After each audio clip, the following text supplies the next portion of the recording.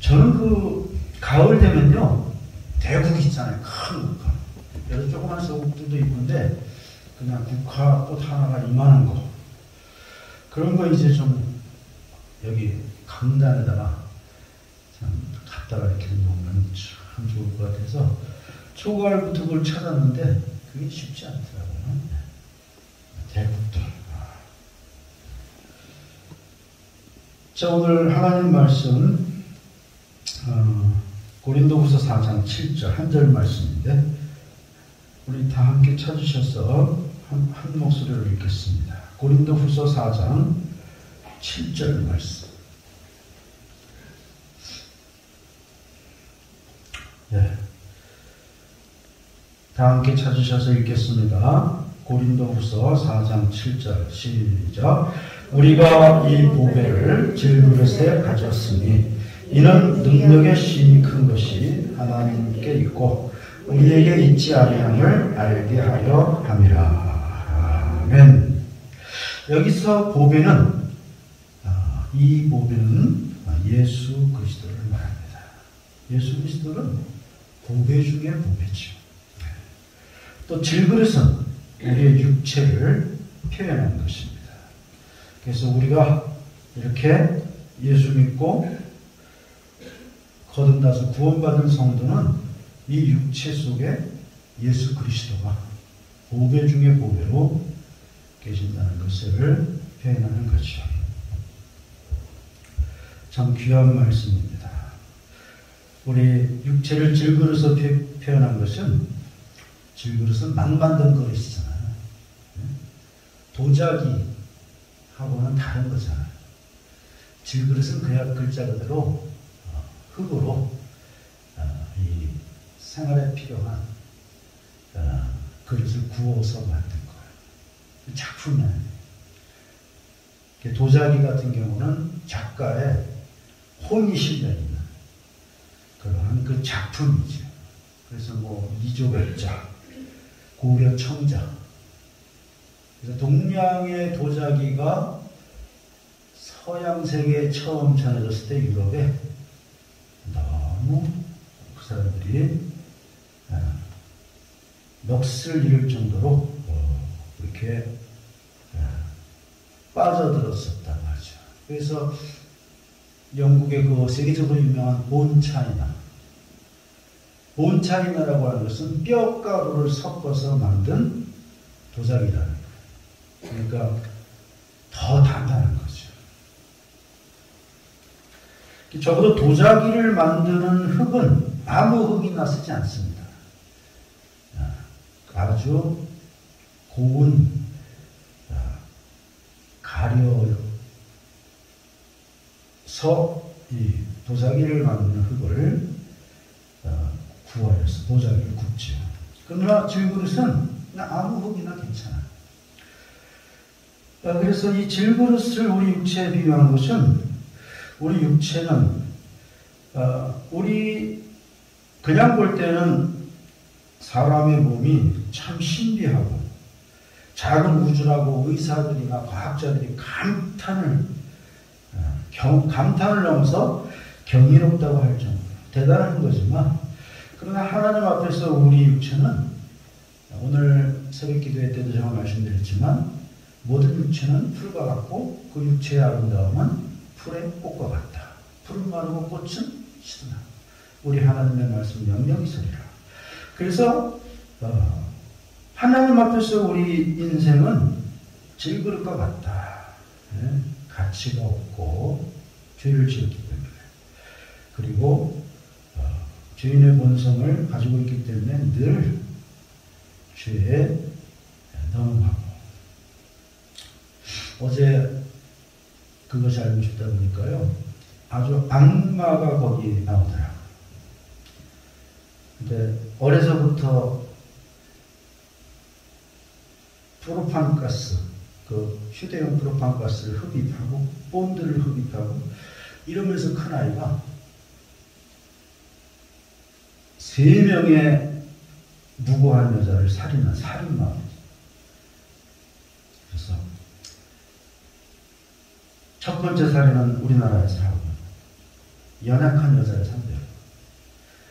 그렇게 불우한 환경 속에서 살아가지고 정상적인 결혼생활을 못하고 맨날 아내를 두드려 패고 이러니까 아내가 견디다 못해서 도망가니까 쫓아가서 죽이고. 두 번째 여자는 베트남 여자인데 정식 결혼한 사이도 아니에요. 그런데 조금 사귀다가 이 여자가 생명의 위협을 느껴서 베트남으로 도망갔어요. 그랬더니 베트남까지 쫓아가서 그 여자를 죽이고 여자의 어머니도 죽이고. 악마가 따로 없어요. 우리 한국 사람이에요. 그래서 베트남 교도소에서 8년을 있다가 가석방되어서 한국으로 나와서 또 한 명의 여자를 죽였어. 여러분, 뭐 이런 얘기를 하냐 그러시겠지만 죄에 대해서 지금 얘기하는 거예요. 인간이 얼마나 악해질 수 있나. 근데 잔인해서 여기서 얘기를 할 수 없을 정도예요. 그 약한 여자들을 상대로 얼마나 참혹하게, 조금의 반성도 없어요. 지금도 또 재판을 받고 있는데 1심에서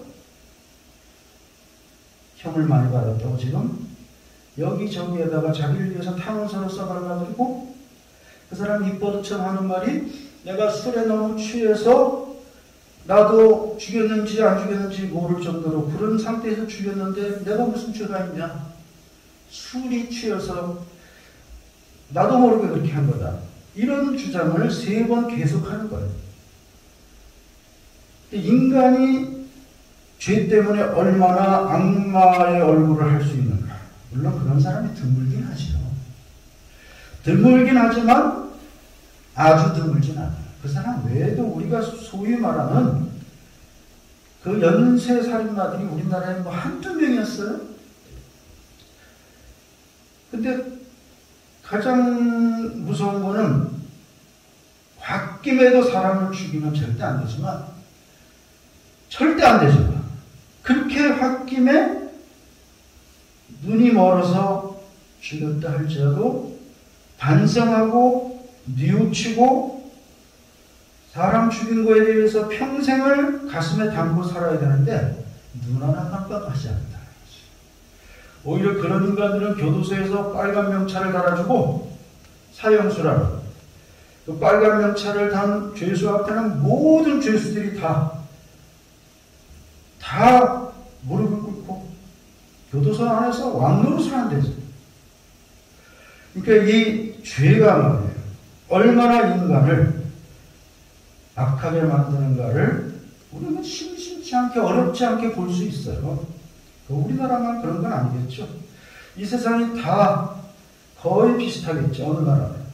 그런 인간들이 다 있겠죠. 그래서 우리 육체를 질그릇이라고 표현한 것은 우리 육체는 세상에서 보면 인간이 제일 많고 만물의 형제예요.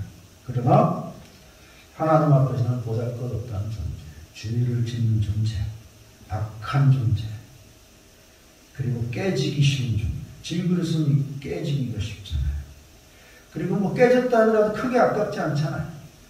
상감청자나 이조백자나 고려청자 같은 거는 깨지는 말이 그게 얼마나 그게 돈이 얼마인데. 질그릇은 그냥 막 쓰는 거잖아요. 그게 천하다는 거죠. 하나님 앞에서 우리 죄인을. 말씀을 드린 김에 특히 딸 자녀를 키우는 부모님들은 기도 많이 해야 됩니다. 손녀딸이나 그냥 딸이나 딸 자녀를 키우는 부모들은요, 사람 잘 만나야 됩니다. 그런데 그게 사람의 마음대로 되진 않아요. 겉모습으로서는 그 사람 주변의 사람들이 다 세상에 그 사람이 사람을 죽였다는 이야기를 듣고 나는 눈물을 막 흘렸다. 아니 그렇게 착하고 그렇게 순한 사람이 어쩌다 그런 일을 저질렀을까. 막 자기가 눈물을 흘렸대요. 그 사람이 불쌍해서. 죽은 사람이 불쌍한 게 아니라 이놈이 불쌍해서. 아니 그렇게 예의 바르고 그렇게 착하고 그렇게 순한 사람이 어쩌다 그런 일을 저질렀을까? 주변 사람들이 하나같이 그래. 깜짝같이 속이는 거예요. 그러니까 겉으로 봐서는 모르는 거예요. 그래서 딸 자식들 키우는 우리 부모님들은 기도 하나님의 은혜가 있어야 되는 거예요. 기도가. 물론 아들도 마찬가지지만 아들은 뭐 솔직히 말해서 아들은 뭐 그렇게 걱정되지 않잖아요. 그런데 딸들은 말이에요. 피해를 보기가 쉬워요.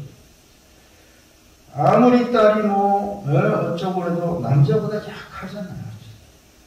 범행의 대상이 되기 쉬워요. 자, 오늘 제가 이 고린도후서 4장 7절을 이 시간에 생각하는 것은요, 결론적으로 말씀드려서 우리가 거꾸로 생각하지 말자는 거예요.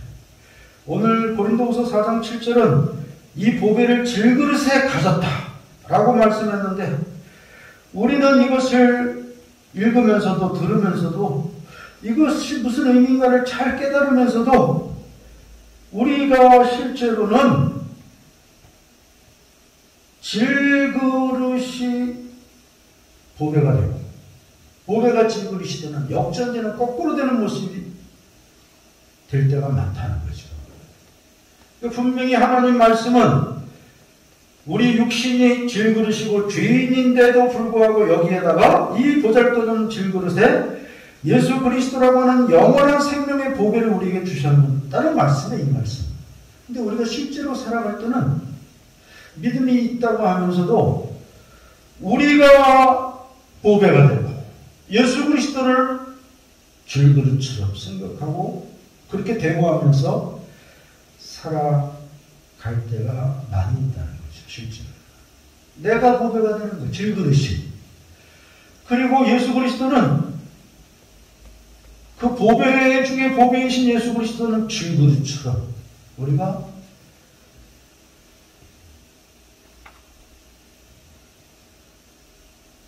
대우하면서 사는 이런 때는 없는가라고 하는 것을 우리가 생각해 보자는 거예요. 당연히 나 같은 죄인이 질그릇이고 나 같은 죄인 질그릇에 보배 중에 보배이신 영원한 생명을 가지신 예수 그리스도를 나에게 주셨는데, 이게 우리가 살 때에는 예수님을 질그릇으로 만들고 내가 보배가 되는 이런 삶을 우리가 살기가 쉽다는 말이죠. 이것이 우리 예수 믿는 사람들의 함정이 여기에 있다. 우리는 이 말씀 그대로 언제나 나는 질그릇이요, 예수님이 내 질그릇 안에 보배로운 부활과 생명과 나의 희망과 나의 위로와 소망이 되신다는 것을 우리는 일치시키는 이런 삶을 각자 살아야 할 줄로 믿습니다.